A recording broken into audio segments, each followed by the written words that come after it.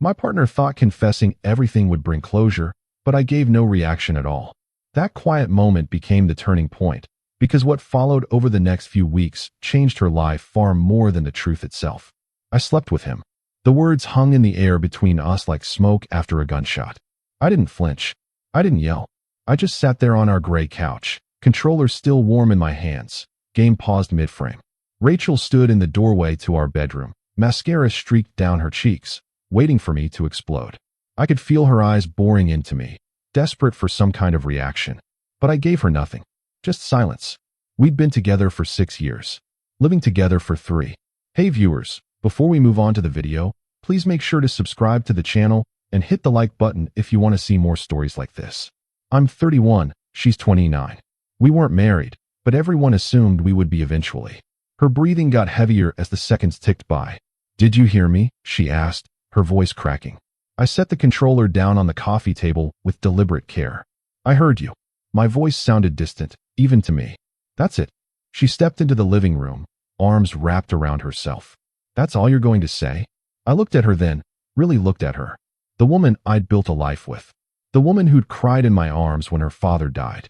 The woman whose student loans I'd helped pay off. The woman who'd just confessed to cheating on me. "What do you want me to say, Rachel?" She wiped at her face with the back of her hand. "I don't know. Something. Anything. Yell at me. Tell me I'm a terrible person. Throw me out." I leaned back into the couch cushions. "Who was it?" Her lip trembled. "Trevor. From my office. Trevor.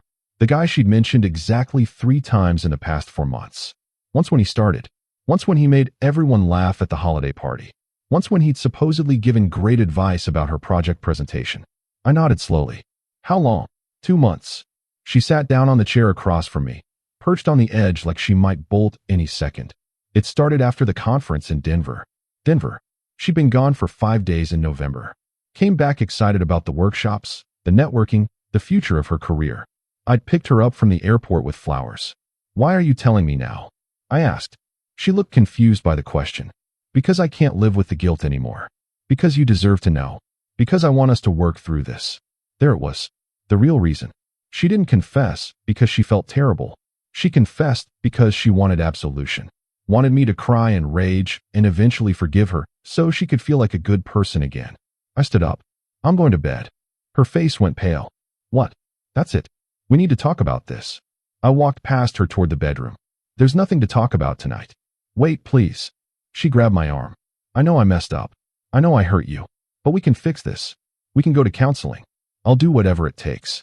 I gently removed her hand from my arm. "I need to think."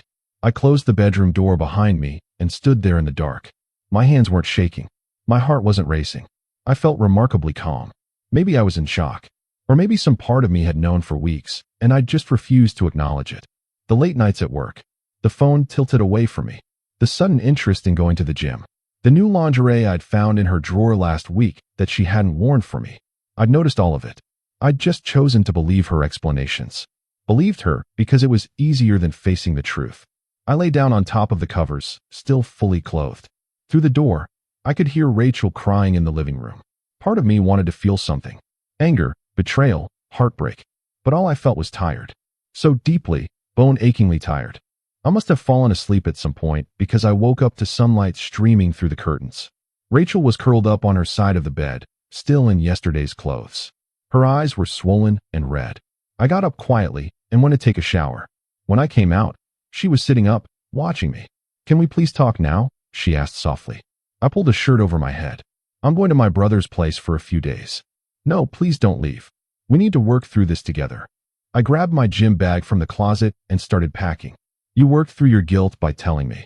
Now I need to work through this my way." She started crying again. "I'm so sorry. I never meant for this to happen. It just happened." I paused, folding a pair of jeans. "Things don't just happen, Rachel. People make choices. I know you're right. I made terrible choices. But I'm choosing you now. I'm choosing us." I zipped up the bag. "That's generous of you." The sarcasm in my voice made her flinch. "Please don't go. I can't stand the thought of you leaving." I looked at her one more time. "You should have thought about that before you slept with Trevor." I walked out.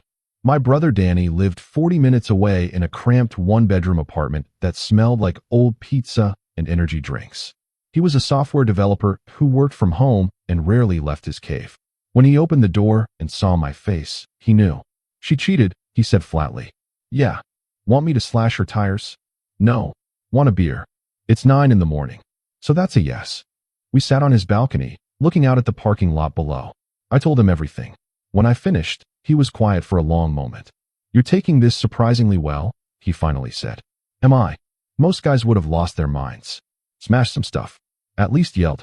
I took a sip of the beer I didn't really want. What's the point? It doesn't change anything. Danny leaned back in his cheap plastic chair. So what are you going to do? I don't know yet. My phone had been buzzing constantly since I left. Texts from Rachel. Calls from Rachel. Voicemails I hadn't listened to. I turned it off. For 3 days, I stayed at Danny's. Went to work. Came back. Didn't talk about it. Danny respected that. Mostly entertained himself and let me exist in his space. On the 4th day, I turned my phone back on. 47 text messages. 19 missed calls. 12 voicemails. I deleted them all without reading or listening. Then I called our landlord. Hey, this is the tenant in 4B. I need to know about breaking our lease early. Rachel's name was on the lease too, but I was the one who'd paid the security deposit. The one whose credit got us approved. There'll be a penalty, the landlord said. 2 months' rent. That's fine. I'll pay it. When do you need to be out? End of the month. 3 weeks away. I'll draw up the paperwork. Next, I called a realtor I'd met at a work function last year. I need to find a 1-bedroom apartment. Something available immediately or by February 1st. She had 3 options for me by that afternoon. I looked at all of them after work. Chose the second one. A 5th-floor walk-up in a building with actual security. Hardwood floors, updated kitchen. Rent was higher than I wanted, but it was mine. Just mine. I signed the lease that night. When I finally went back to our apartment on day 7, Rachel was waiting.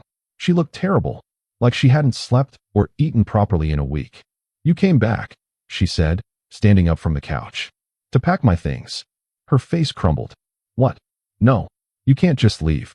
We haven't even talked about this. I walked past her to the bedroom. There's nothing to talk about. She followed me. Yes, there is. There's everything to talk about. I made a mistake. A huge, terrible mistake. But people work through this. Couples survive infidelity all the time. I pulled my suitcase down from the top shelf of the closet. Good for them. You're not even going to try? Her voice went shrill. After 6 years, you're just going to throw us away? I started removing my clothes from the dresser, folding them neatly into the suitcase.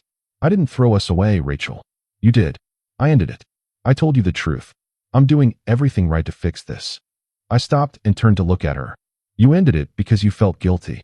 You told me the truth because you couldn't live with the weight of it anymore. You're trying to fix this because you don't want to be the bad guy in this story.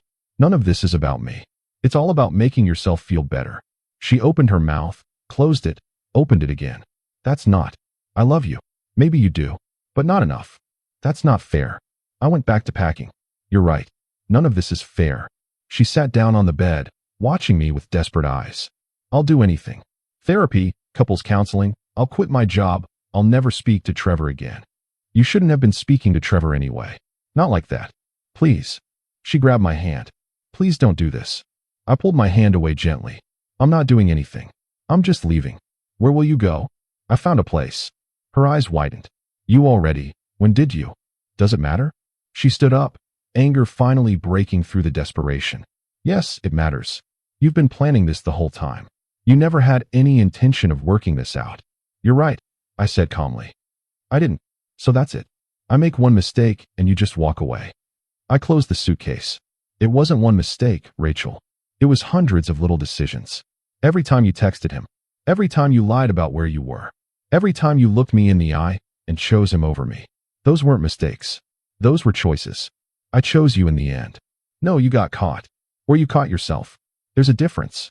I carried the suitcase to the living room. She followed, tears streaming down her face. I can't believe you're being this cold. Where's the man I fell in love with? The man who cried at our friend's wedding? The man who forgives people? I set the suitcase down by the door. That man died when you told me you slept with someone else. This is who's left. You're being cruel. Maybe. I grabbed my laptop bag from the desk. What about our friends? What about your stuff? What about the lease? I broke the lease. You'll need to move out by the end of the month. I paid the penalty. Her jaw dropped. You can't just make that decision without me. Watch me. This is my home too. Then you should have thought about that before you brought someone else into our relationship. I opened the door. Wait. Her voice was small now. Can I at least call you? Can we try to be friends eventually? I looked at her one last time. 6 years of memories flashed through my mind. Road trips and inside jokes. Late night conversations and lazy Sunday mornings. All of it tainted now. Poisoned. No, Rachel. We can't be friends. But, goodbye. I closed the door on her sobbing. Walked down the stairs with my suitcase. Got in my car. Drove to my new apartment. The empty space felt like freedom. 2 weeks passed. I blocked Rachel's number after she tried calling 60 times in one day. Blocked her on social media. Told our mutual friends I didn't want to talk about it. Most of them took her side anyway. Said I was being too harsh. That everyone makes mistakes. That I should at least hear her out. I stopped talking to most of them too. Work became my refuge. I threw myself into projects, stayed late, volunteered for assignments no one else wanted. My boss noticed. You okay? She asked one afternoon. You've been logging some serious hours. I'm fine. Just focused. She didn't look convinced, but didn't push. Then, 3 weeks after I moved out, I got a call from a number I didn't recognize. I almost didn't answer. Hello. Hi. Is this Rachel's boyfriend? Well, ex-boyfriend now, I guess. The voice was female, young, nervous. Who is this? My name is Nicole. I'm Trevor's girlfriend. Or I was. It's complicated. I sat down on my couch. What do you want? I found out about Trevor and Rachel. He told me everything last week. And I wanted to reach out because I thought you should know something. I already know they slept together. It wasn't just that. She took a shaky breath. It wasn't just 2 months. It's been going on for 6 months. Since the summer. The room tilted slightly. What? Trevor finally admitted it to me. Said it started at some work happy hour in July. They've been seeing each other this whole time. July. 6 months. Rachel had told me 2 months. She'd lied about the lying. Nicole continued. I'm so sorry. I know this must be awful to hear. But I thought you deserved to know the truth. The real truth. Why are you telling me this? Because Trevor tried to blame Rachel. Said she seduced him, that she was obsessed with him, that he tried to end it multiple times, but she wouldn't let him. And I know that's probably bullshit. But I also know they're both liars. And I thought maybe you'd want to know what kind of person you were actually with. I closed my eyes. Thank you for telling me. For what it's worth, Trevor said Rachel's been losing it since you left. Calling him constantly, showing up at his place, begging him to be with her now that she's free. He's freaked out by it. Something dark and satisfied stirred in my chest. Good. Nicole was quiet for a moment. Are you doing okay? I'm getting there. Me too. We should start a club. People screwed over by Rachel and Trevor. I almost smiled. Take care of yourself, Nicole. You too.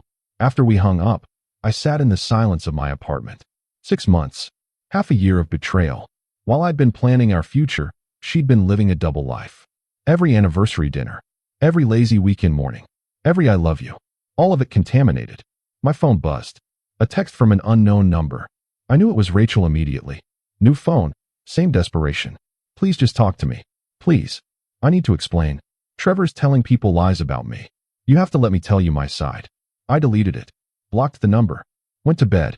A week later, I ran into one of our mutual friends at the grocery store. Melissa, Rachel's college roommate. She spotted me in the produce section and made a beeline. Hey, can we talk? I'm kind of busy. It'll just take a minute. Please. I sighed and followed her to a quieter corner of the store. Look, she said. I know you don't want to hear this, but Rachel's not doing well. That's not my problem anymore. She's been staying with me for the past week. She can't afford the apartment on her own. She's barely eating. She got fired from her job. That made me pause. Fired? Yeah. Apparently, there was some kind of incident with Trevor. HR got involved. They both got let go. I absorbed this information with no satisfaction. Just numbness. Why are you telling me this? Because I think you should know that she's suffering too. That she's paying for what she did. Again, not my problem. Melissa's expression hardened. You know, everyone always said you were such a good guy. So understanding and kind. But the way you've handled this? It's cruel. She made a mistake. For 6 months, I interrupted. Melissa blinked. What? It wasn't 2 months. It was 6. She lied about that too. How do you? Trevor's girlfriend called me. Ex-girlfriend now. Told me the truth. Melissa's face went pale. Oh, yeah. Oh. She shifted uncomfortably. I didn't know that. Rachel's very good at controlling the narrative. Making herself the victim. Making me the cold, unforgiving villain. She does really love you, you know? Despite everything. I picked up my shopping basket. No, Melissa. She loves the idea of me. She loves having someone who took care of her, who supported her, who made her feel secure. But she didn't love me enough to be faithful. She didn't love me enough to be honest. So whatever she's feeling now, it's not love. It's regret. There's a difference. A huge one. I started to walk away. Wait, she called after me. Don't you feel anything? Don't you miss her at all? I turned back. Every single day? But missing someone and wanting them back are two different things. I left her standing there. A month after I moved out, my brother convinced me to go to a bar with some of his friends. I wasn't really in the mood for socializing, but my apartment walls were starting to close in. We were 3 beers in when I saw her. A woman sitting at the end of the bar, dark hair pulled back, reading a book while nursing a glass of wine.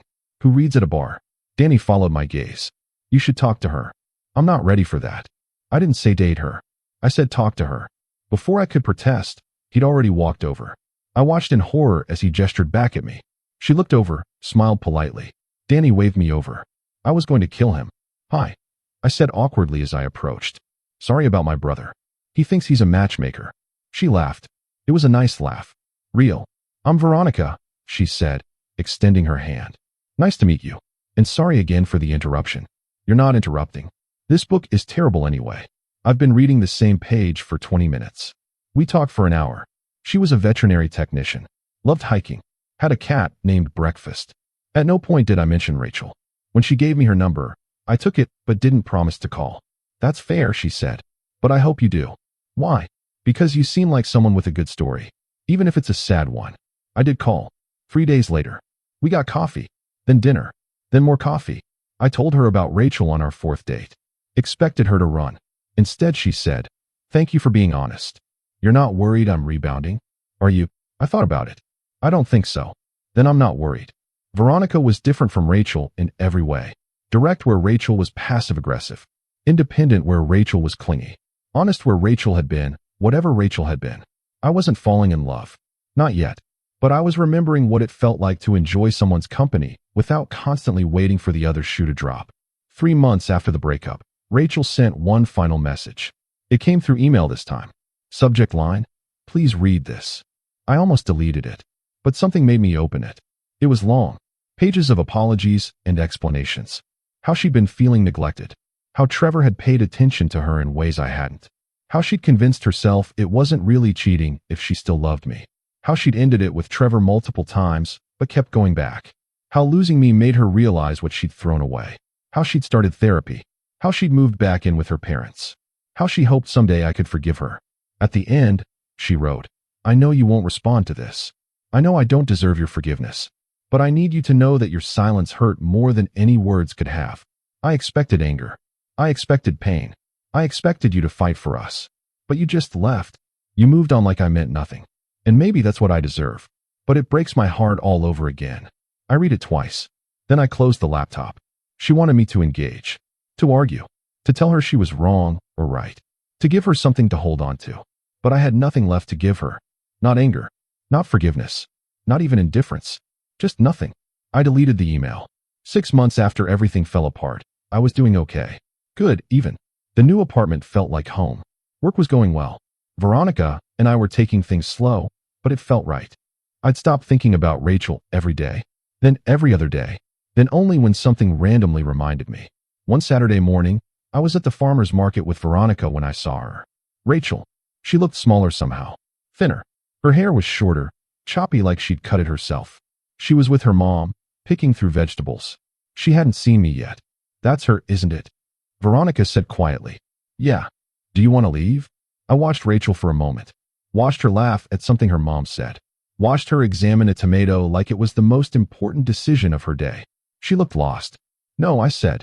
I don't need to leave. Veronica squeezed my hand. We walked right past them. Rachel looked up. Our eyes met.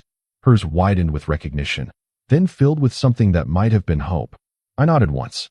A simple acknowledgement. Then I kept walking. Heard her call my name. Kept walking. Veronica didn't ask questions. Just walked beside me, her hand warm in mine.